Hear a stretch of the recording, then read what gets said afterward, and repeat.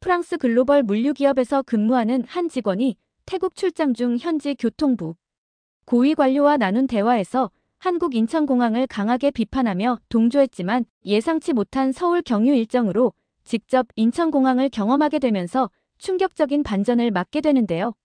항공물류 전문가인 한국 교수의 안내로 본 인천공항의 실제 모습은 그녀의 모든 편견을 완전히 뒤바꿔 놓았습니다. 과연 그녀가 파리 본사에 보낸 긴급 보고서에는 어떤 내용이 담겨 있을까요? 저는 소피 마르탱이라고 합니다. 프랑스 파리에서 글로벌 물류기업의 아시아팀에서 일하고 있어요. 논리적이고 체계적인 걸 좋아하는 성격이라서 동료들은 저를 완벽주의자라고 부르곤 하죠. 이번에 태국 방콕으로 출장을 가게 된 건 항공물류 관련 중요한 행사 때문이었습니다. 동남아시아 지역의 화물 운송 네트워크를 재편하는 프로젝트의 일환으로 각국 정부 관계자들과 만나 협의를 진행해야 했거든요. 파리 샤를 드골 공항에서 출발해 방콕까지 가는 긴 비행 시간 동안 저는 태국의 항공 인프라에 대한 자료들을 꼼꼼히 검토했어요. 수완나품 공항의 연간 승객 처리량, 화물 처리 능력, 그리고 동남아시아 허브로서의 역할에 대한 통계들을 머릿속에 정리하면서요. 태국은 분명 이 지역에서 중요한 거점 역할을 하고 있었고 그들의 자신감도 어느 정도는 이해할 만했죠. 방콕에 도착한 첫날 저녁, 태국 교통부에서 인프라를 담당하고 있는 안훈 수리차이라는 분과 저녁 식사를 하게 되었습니다. 그분은 태국 정부에서 꽤 높은 위치에 있는 관료였는데 처음 만났을 때부터 자신감이 넘치는 모습이었어요. 키가 크고 단정한 정장을 입은 그의 첫인상은 전형적인 동남아시아의 엘리트 관료 같았죠. 악수를 나누면서도 그의 눈빛에서는 강한 자부심과 함께 어딘지 모를 경계심 같은 게 느껴졌어요. 식당은 방콕 시내에서도 꽤 고급스러운 곳이었고 창밖으로는 차오프라야 강이 내려다 보이는 멋진 전망을 자랑하고 있었습니다. 태국 전통 음식들이 정갈하게 차려진 테이블에서 저희는 자연스럽게 업무 이야기를 시작했어요. 안우는 태국어와 영어를 자유자재로 구사하면서 자국의 물류 인프라에 대해 상당한 지식을 보여주었죠. 대화가 자연스럽게 아시아 지역의 공항 인프라 이야기로 흘러가면서 안훈이 갑자기 한국의 인천공항에 대해 언급하기 시작했습니다. 인천공항 말이에요. 지나치게 과잉된 설계라고 생각합니다. 실속 없는 과시형 구조 같다는 느낌이 들거든요. 안훈의 목소리에는 어딘지 모를 비판적인 톤이 섞여 있었어요. 그의 표정을 보니 이미 마음속으로는 한국의 공항 시설에 대해 부정적인 판단을 내린 것 같았죠. 저도 그 말에 고개를 끄덕이며 맞장구를 쳤습니다. 한국은 늘 보여주기엔 강하죠. 실전은 글쎄요. 사실 저도 한국의 인천공항에 대해서는 막연한 선입견이 있었어요. 규모만 크고 화려하기만 한 전형적인 동아시아식 과시용 건물이라는 생각이었습니다. 유럽 사람들이 흔히 가지는 편견 중 하나였죠. 특히 프랑스인들은 실용성보다는 겉모습을 중시하는 문화에 대해 다소 비판적인 시각을 가지고 있거든요. 안호는 와인잔을 들며 계속해서 말했어요. 저희 방콕의 수완나품 공항이야말로 진정한 실용성과 효율성을 갖춘 공항입니다. 동남아시아의 진정한 허브 역할을 하고 있거든요. 그의 말에는 자국에 대한 강한 자부심이 묻어났어요. 실제로 태국은 지리적 위치상 동남아시아의 중심에 있어서 이 지역을 오가는 많은 항공편들이 방콕을 경유하고 있었죠. 식사를 마치고 호텔로 돌아가는 길, 방콕의 야경을 바라보며 저는 내일부터 시작될 본격적인 업무 일정을 생각해 보았어요.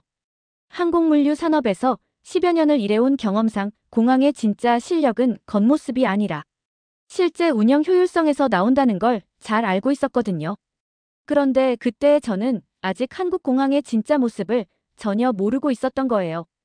다음 날 아침 일찍 호텔을 나선 저는 본격적인 업무 일정을 시작했습니다. 첫 번째 목적지는 수완나품 공항 내에 있는 화물 터미널이었어요. 저희 회사에서 보낸 중요한 샘플 제품들이 도착할 예정이었고 이를 직접 확인해야 했거든요. 택시 안에서 바라본 방콕의 아침 풍경은 여전히 활기찬 모습이었지만 교통 체증이 상당했죠. 공항에 도착하자마자 저는 화물 터미널로 향했어요. 그런데 여기서 첫 번째 문제가 발생했습니다. 저희 화물 컨테이너를 찾는 과정에서 시스템상 오류가 발생한 거예요. 화물 추적 번호를 입력해도 계속 정보를 찾을 수 없음이라는 메시지만 나왔죠. 처음엔 단순한 입력 실수라고 생각했는데 몇 번을 다시 시도해봐도 마찬가지였어요. 공항 직원에게 도움을 요청했지만 상황은 더욱 복잡해졌습니다. 담당 직원은 영어로 소통하는데 어려움을 보였고 저 역시 태국어를 전혀 모르니까 의사소통 자체가 힘들었어요. 결국 영어를 조금 할 줄 아는 다른 직원을 불러왔는데 그분도 상황을 제대로 파악하지 못하는 듯했죠. 시간은 계속 흘러갔고 저는 점점 불안해지기 시작했습니다. 1시간 정도 기다린 후에야 상급 관리자가 나타났어요. 그분은 영어를 꽤 유창하게 구사했지만 전해준 소식은 실망스러웠습니다. 죄송합니다.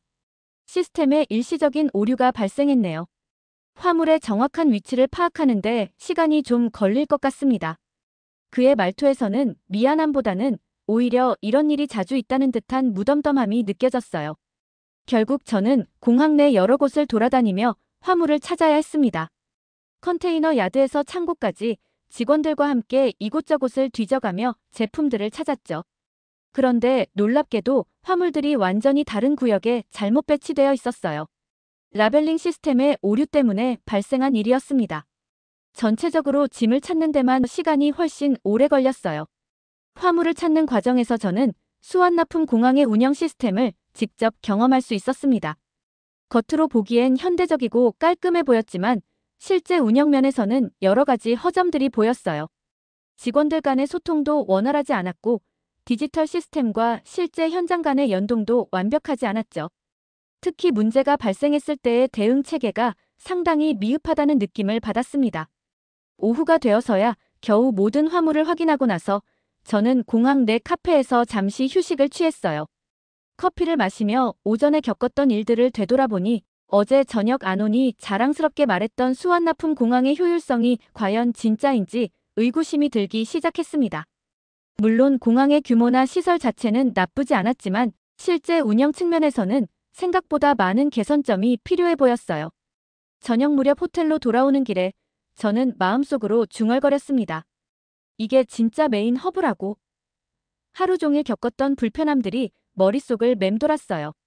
시스템 오류, 소통의 어려움, 비효율적인 업무 처리 과정들. 이런 것들이 과연 동남아시아 최고의 공항에서 일어나야 할 일들인지 의문이 들었죠. 그런데 저는 아직 모르고 있었어요. 곧 경험하게 될 다른 공항과의 비교가 얼마나 충격적일지를요. 방콕에서의 업무를 마치고 며칠 후 예상치 못한 연락을 받았습니다. 서울에 있는 저희 회사 아시아 본부에서 긴급 회의가 잡혔다는 거였어요.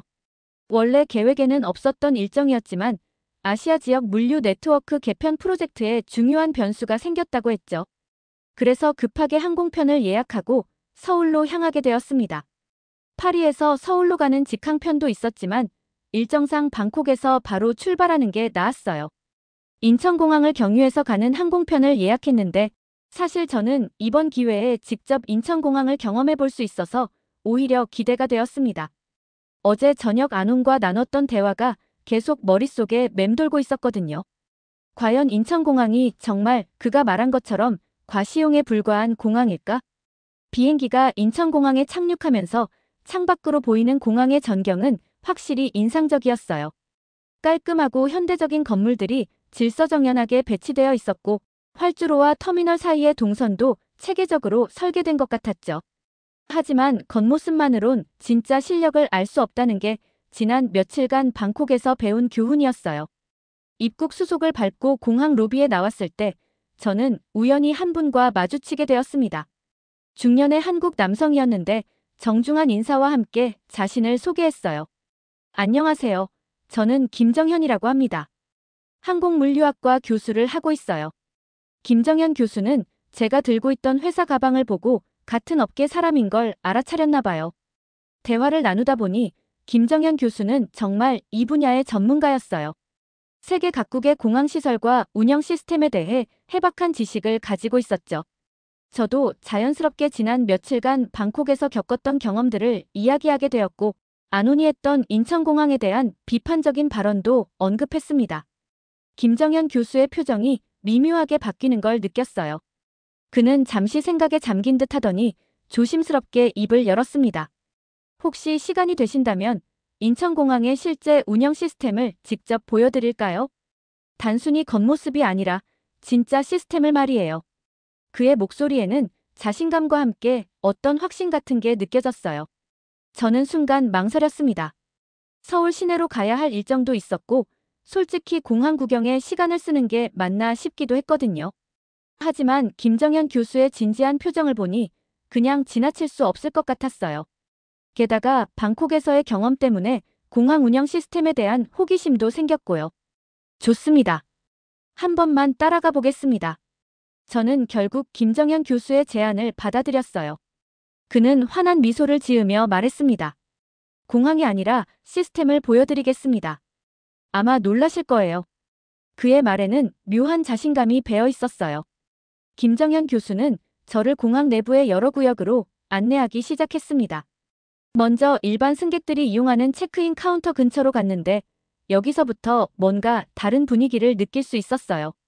직원들의 움직임이 매우 체계적이었고 대기줄도 효율적으로 관리되고 있었죠. 그런데 이건 시작에 불과했어요. 진짜는 이제부터입니다. 김정현 교수의 말에 저는 더욱 집중하게 되었습니다. 과연 어떤 것들을 보여줄 것인지, 그리고 지금까지 제가 가지고 있던 선입견들이 얼마나 잘못된 것인지 깨닫게 될 순간이 다가오고 있었어요. 김정현 교수가 저를 먼저 안내한 곳은 공항 내부의 특별한 구역이었어요. 일반 승객들이 쉽게 접근할 수 없는 곳이었는데 교수로서의 특별한 권한이 있는 모양이었죠. 여기서 인천공항의 진짜 모습을 보실 수 있을 겁니다. 그의 말에 저는 기대와 함께 약간의 의구심도 들었어요. 과연 어떤 특별한 게 있을까? 처음 눈에 들어온 건 무인 통관 시스템이었습니다. 승객들이 여권을 스캔하고 얼굴 인식을 거쳐 자동으로 출입국 절차를 밟는 모습이 신기했어요. 하지만 이런 시스템은 다른 선진국 공항에서도 봤던 거라 그리 놀랍지는 않았죠. 그런데 김정현 교수는 제 표정을 보더니 미소를 지으며 말했어요. 이건 기본이고요. 진짜는 따로 있어요. 수화물 처리 구역으로 이동하면서 김정현 교수가 설명을 시작했습니다. 일반적으로 국제공항에서 수화물이 벨트에 나오기까지 평균 얼마나 걸린다고 생각하세요? 저는 지난 며칠간 방콕에서의 경험을 떠올리며 대답했어요. 보통 30분에서 1시간 정도 걸리지 않나요? 특히 방콕에서는 더 오래 걸렸던 기억이 났거든요. 인천공항의 평균 수화물 인도 시간은 13분입니다. 김정현 교수의 말에 저는 깜짝 놀랐어요. 정말요? 그게 가능한가요? 그는 고개를 끄덕이며 계속 설명했습니다. 여기 보세요. 수화물 자동 추적 시스템이 작동하고 있어요. 각 가방마다 붙은 태그가 실시간으로 위치를 추적하고 최적의 경로로 분류되어 나가죠. 실제로 눈앞에서 벌어지는 광경은 정말 놀라웠어요. 수많은 수화물들이 컨베이어 벨트를 따라 움직이는데 각각이 정확한 목적지로 자동 분류되고 있었거든요. 사람의 개입은 최소화되어 있었고 모든 과정이 컴퓨터로 제어되고 있었죠. 방콕에서 겪었던 혼란스러운 상황과는 완전히 달랐어요. 그런데 더 놀라운 건 이거예요. 김정현 교수가 저를 다른 구역으로 안내했습니다. 거기에는 여러 언어로 안내하는 키오스크들이 설치되어 있었는데 그 중에서 불어로 된 안내판을 발견했을 때 저는 정말 깜짝 놀랐어요. 불어로도 안내가 되는군요. 김정현 교수가 웃으며 말했습니다. 한국어, 영어, 중국어, 일본어는 기본이고요. 불어, 독일어, 스페인어, 러시아어까지 동시 지원됩니다. 실시간 번역 시스템도 갖추고 있어서 어떤 언어를 사용하는 승객이 와도 소통에 문제가 없어요. 저는 속으로 방콕에서 겪었던 언어 소통의 어려움을 떠올렸어요. 그때와는 정말 대조적이었죠. 가장 인상적이었던 건 VIP 라운지에서 본 광경이었어요. 김정현 교수의 안내로 들어간 그곳에서는 전 세계 각국의 승객들이 편리하게 이용하고 있었는데 각자의 언어로 직원들과 자연스럽게 소통하고 있었거든요. 직원들의 어학 능력도 놀라웠지만 더 놀라운 건 시설 자체의 효율성이었어요. 여기서 체크인부터 보안 검색까지 모든 절차를 한 번에 처리할 수 있어요. 평균 대기 시간이 10분 이내죠. 김정현 교수의 설명을 들으며 저는 점점 충격에 빠져갔습니다. 지금까지 제가 경험했던 다른 공항들과는 차원이 다른 효율성이었거든요. 제 놀라는 표정을 본 김정현 교수가 말했어요. 아직 시작도 안 했는데요. 진짜 놀라운 건 따로 있어요. 그의 말에 저는 더욱 궁금해졌습니다. 이미 충분히 놀랐다고 생각했는데 더 놀라운 게 있다니요. 동공이 확장되는 걸 느끼며 저는 김정현 교수를 따라 다음 장소로 향했어요. 김정현 교수가 다음으로 저를 안내한 곳은 공항의 운영 통제센터였습니다. 거대한 스크린들이 벽면을 가득 채우고 있었고 수많은 직원들이 각자의 모니터 앞에서 집중해서 일하고 있었어요. 마치 우주관제센터 같은 느낌이었죠. 여기서 인천공항의 모든 운항이 실시간으로 관리됩니다. 김정현 교수의 설명을 들으며 저는 벽면의 대형 스크린을 바라봤어요. 스크린에는 실시간으로 변화하는 각종 데이터들이 표시되고 있었습니다. 날씨 정보, 항공기 위치, 활주로 상황, 승객 흐름까지 모든 정보가 한눈에 들어왔어요. 그런데 가장 놀라운 건 이 모든 시스템이 서로 연동되어 작동한다는 점이었죠. 기상 변화가 감지되면 자동으로 이착륙 스케줄이 재조정됩니다. 인공지능이 최적의 대안을 실시간으로 계산해서 제시해주거든요. 김정현 교수는 한 화면을 가리키며 설명했습니다. 지금 보시는 게 드론 기반 활주로 모니터링 시스템이에요. 활주로 상태를 실시간으로 점검하고 문제가 발견되면 즉시 해당 구역을 차단하고 대체 경로를 제시하죠. 저는 화면 속에서 움직이는 작은 드론들을 볼 수 있었어요. 이런 첨단 시스템이 실제로 운영되고 있다는 게 믿기지 않았죠. 그런데 더 흥미로운 건 이거예요. 김정현 교수가 다른 모니터를 보여주었습니다. 화물 이동 경로도 실시간으로 최적화되어 있어요. 각 화물의 목적지와 우선순위를 고려해서 가장 효율적인 경로를 자동으로 계산하죠. 그 순간 저는 방콕에서 겪었던 화물 분실 사건을 떠올렸어요. 만약 그때 이런 시스템이 있었다면 그런 일은 일어나지 않았을 거예요. 화면에서 제 화물편을 추적해 보았는데 정말 놀라웠어요. 비행기가 착륙한 순간부터 화물이 터미널에 도착하기까지의 모든 과정이 실시간으로 추적되고 있었거든요. 각 단계별 예상 시간까지 정확히 표시되어 있었죠. 평균 화물 인도 시간이 방콕은 46분인데 인천은 13분이에요. 김정현 교수의 말에 저는 깊은 침묵에 빠졌습니다. 이런 차이가 나는 이유가 궁금해서 물어봤어요. 어떻게 이런 효율성이 가능한 건가요? 김정현 교수는 자세히 설명해 주었습니다. 핵심은 통합관리 시스템이에요. 항공기 운항, 승객 서비스, 화물 처리, 보안 관리가 모두 하나의 시스템으로 연결되어 있거든요. 한 부분에서 변화가 생기면 다른 모든 부분이 자동으로 조정되죠. 실제로 한 항공편이 지연되는 상황을 지켜볼 수 있었어요. 기상 악화로 인해 착륙이 10분 늦어졌는데 시스템이 자동으로 게이트 배정을 변경하고 승객 안내 방송을 업데이트하고 연결편 정보까지 재조정하는 걸 봤거든요. 모든 과정이 사람의 개입 없이 자동으로 이루어졌어요. 세계 공항 서비스 지수에서 인천국제공항이 몇 년째 1위를 차지하고 있는데 그 이유가 바로 이런 시스템 때문이에요. 김정현 교수의 말을 들으며 저는 점점 더 놀라게 되었습니다. 지금까지 제가 알고 있던 공항이라는 개념이 완전히 바뀌고 있었거든요. 그때 갑자기 알람이 울렸어요. 한 구역에서 화물 처리에 문제가 생겼다는 신호였죠. 저는 긴장했지만 직원들은 매우 침착했어요. 시스템이 즉시 대체 경로를 계산해서 제시했고 불과 몇 분 만에 모든 상황이 정리되었거든요. 이런 상황에서도 전체 운영에는 전혀 지장이 없어요. 백업 시스템이 완벽하게 갖춰져 있거든요. 제가 가장 감탄한 건 예측 관리 시스템이었어요. 과거 데이터와 실시간 정보를 분석해서 문제가 발생하기 전에 미리 대응하는 거였죠. 예를 들어 특정 시간대에 승객이 몰릴 것으로 예상되면 미리 직원을 배치하고 추가 게이트를 열어둡니다. 문제가 생기기 전에 해결하는 거죠. 저는 속으로 방콕에서의 경험과 비교하지 않을 수 없었어요. 그곳에서는 문제가 발생한 후에야 대응하느라 혼란스러웠는데 여기서는 문제 자체를 예방하고 있었거든요. 접근 방식부터가 완전히 달랐죠. 인천공항이 도착 직후 실시간으로 재편한 화물 이동 경로를 보세요. 김정현 교수가 화면을 가리키며 말했어요. 제 화물이 최적화된 경로를 따라 움직이는 모습을 실시간으로 볼 수 있었죠. 각 구간별 이동 시간까지 정확히 계산되어 있었어요. 이 모든 걸 보면서 저는 깊은 침묵에 빠졌습니다.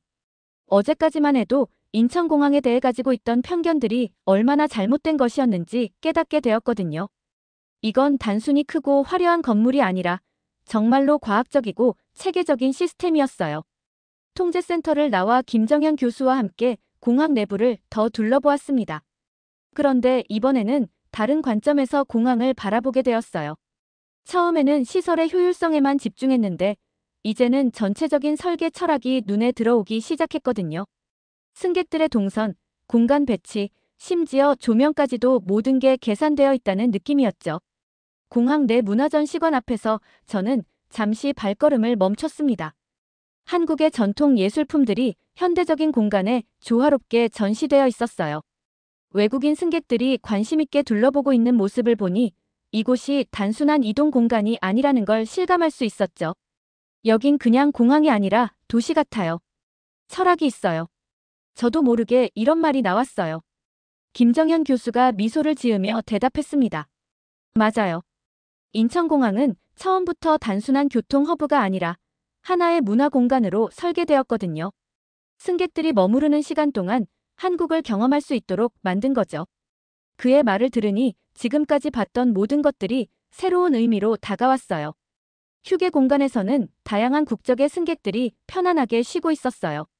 어떤 사람들은 한국 전통차를 마시며 담소를 나누고 있었고, 또 다른 사람들은 한국 문화를 소개하는 영상을 시청하고 있었죠. 모든 사람들의 얼굴에서 편안함과 만족감을 읽을 수 있었어요. 그런데 갑자기 터미널 한쪽이 소란스러워졌습니다. 태국에서 온 정부 관계자 일행이 도착했는데 뭔가 문제가 생긴 모양이었어요. 가까이 가서 들어보니 안온 수리차이를 포함한 태국 교통장관 일행이었더군요. 수화물 처리 과정에서 실수가 있었나 봐요. 안온의 목소리가 높아지는 걸 들을 수 있었어요. 이런 실수가 어떻게 일어날 수 있나요? 하지만 인천공항 직원들의 대응은 정말 전문적이었습니다. 즉시 상황을 파악하고 불과 몇 분 만에 문제를 해결했거든요. 시스템을 통해 수화물의 정확한 위치를 찾아내고 신속하게 전달했죠. 저는 멀찍이서 이 광경을 지켜보고 있었는데 안온의 표정이 점점 변하는 걸 볼 수 있었어요. 처음에는 화가 나 있던 그가 문제 해결 과정을 보면서 점점 놀라는 표정으로 바뀌었거든요. 특히 직원이 태국어로 사과하고 설명하는 모습을 보고는 정말 당황스러워했어요. 문제가 완전히 해결된 후 안온은 주변 동료들과 뭔가 이야기를 나누고 있었어요. 저는 그들의 대화를 직접 들을 수는 없었지만 표정과 몸짓으로 미루어 보아 상당히 놀라고 있는 것 같았죠. 아마 예상했던 것과는 완전히 다른 경험을 했을 거예요. 저는 속으로 중얼거렸습니다. 그분은 이제야 알게 되겠네요. 며칠 전 방콕에서 인천공항을 비판했던 안온이 이제 직접 경험해보고 어떤 생각을 하게 될지 궁금했어요. 아마 자신의 편견이 얼마나 잘못된 것이었는지 깨닫고 있을 거라고 생각했죠. 김정현 교수도 저와 비슷한 생각을 하고 있는 것 같았어요. 많은 사람들이 처음에는 겉모습만 보고 판단하죠. 하지만 직접 경험해보면 생각이 바뀌게 되어 있어요. 그의 말에 저는 깊이 공감했습니다. 저 역시 몇 시간 전까지만 해도 비슷한 편견을 가지고 있었거든요. 시간이 흘러 저녁이 되었고 저는 파리로 돌아갈 비행기를 타기 위해 출국 게이트로 향해야 했습니다. 김정현 교수와 함께 걸으며 하루 종일 경험했던 것들을 정리해 보았어요. 처음 공항에 도착했을 때와 지금의 제 생각은 완전히 달라져 있었거든요. 출국 수속을 밟기 전 저는 김정현 교수에게 솔직한 마음을 털어놓았습니다. 오늘 저는 시스템보다 사람을 봤습니다. 효율보다 배려가 앞서더군요. 정말 그랬어요. 인천공항의 모든 시설과 시스템들이 결국은 사람을 위한 것이었다는 걸 깨달았거든요.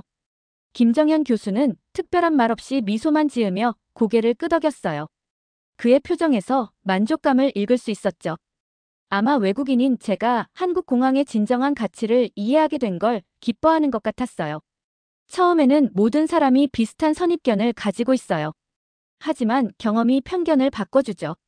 게이트로 가는 길에 저는 다시 한번 공항 곳곳을 둘러보았습니다. 이번에는 완전히 다른 시각으로 보게 되었어요. 각 구역의 안내판들, 직원들의 서비스, 승객들을 배려한 시설들. 모든 것에서 세심한 배려를 느낄 수 있었거든요. 특히 인상 깊었던 건 장애인을 위한 편의시설들이었어요. 휠체어를 탄 승객이 불편함 없이 이동할 수 있도록 설계된 동선, 시각장애인을 위한 점자 안내판과 음성 안내 시스템, 청각장애인을 위한 시각적 안내 시스템까지. 정말 모든 사람을 배려한 설계였죠. 아이를 동반한 가족들을 위한 시설도 훌륭했어요. 수유실, 놀이방, 아이들을 위한 안전시설들이 곳곳에 마련되어 있었거든요. 단순히 공간만 만들어 놓은 게 아니라 실제로 이용하는 사람들의 입장에서 세심하게 설계되어 있었어요. 보안 검색대를 지나면서도 느꼈지만 모든 과정이 승객의 편의를 최우선으로 고려되어 있었어요. 대기 시간을 최소화하면서도 보안은 철저히 유지하는 시스템, 그리고 과정 중에도 승객들이 스트레스 받지 않도록 배려하는 직원들의 태도까지. 면세점 구역을 지나면서도 마찬가지였어요. 단순히 상품을 파는 공간이 아니라 한국의 문화와 전통을 소개하는 공간으로 활용되고 있었거든요. 외국인 관광객들이 한국에 대해 좋은 인상을 가지고 떠날 수 있도록 하는 마지막 무대 같은 느낌이었죠. 탑승 게이트에서 대기하면서 저는 창밖을 내다보았습니다. 활주로에서는 여전히 수많은 항공기들이 질서정연하게 이착륙하고 있었어요. 각각의 움직임이 모두 계산되고 조율된 것들이라는 걸 이제는 알 수 있었죠. 그때 옆자리에 앉은 승객이 말을 걸어왔어요. 일본에서 온 비즈니스맨이었는데 인천공항을 자주 이용한다고 했어요. 이 공항은 정말 특별해요. 다른 곳과는 차원이 달라요. 그의 말에 저도 고개를 끄덕였습니다. 이제는 그 말의 의미를 정확히 알 수 있었거든요. 탑승 안내방송이 나오기 시작했어요. 한국어, 영어, 그리고 불어로도 안내가 나왔죠. 작은 것 하나까지도 국제적인 승객들을 배려하는 모습이 인상적이었어요. 저는 가방을 챙기며 마지막으로 인천공항을 둘러보았습니다.